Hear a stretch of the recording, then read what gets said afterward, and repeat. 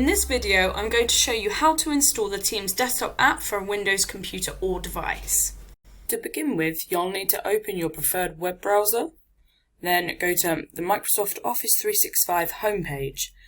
So in the URL of your preferred web browser, type in www.office.com and press enter.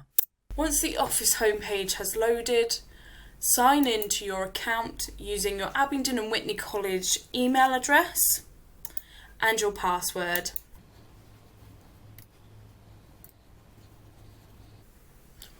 Once logged in, the Office 365 apps will appear here down the left hand side.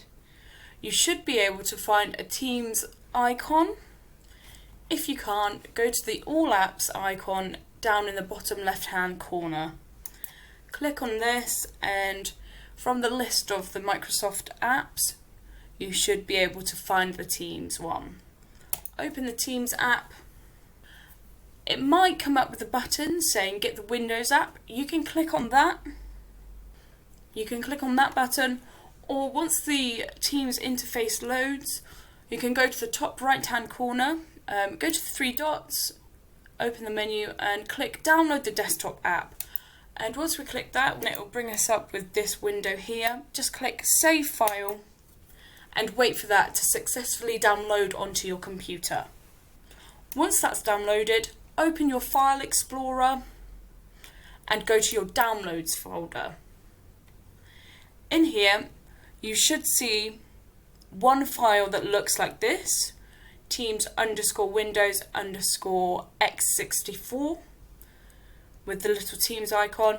If you double click on this file, it should begin to install the desktop version of Teams.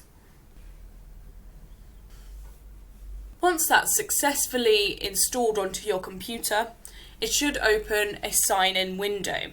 Once again, if you use your Abingdon and Whitney College email address and password to sign into your Microsoft account.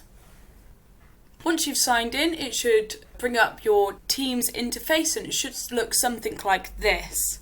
In this window, you should be able to see the teams that you're enrolled in. Now that the desktop app has been successfully installed onto your computer, to make it easily accessible, whilst it's open, you can go down to the taskbar here at the bottom of the screen, highlight the Microsoft Teams app, right click, and you can pin this to the taskbar. So once you click that, that means that this little icon will always be here even if you close the app.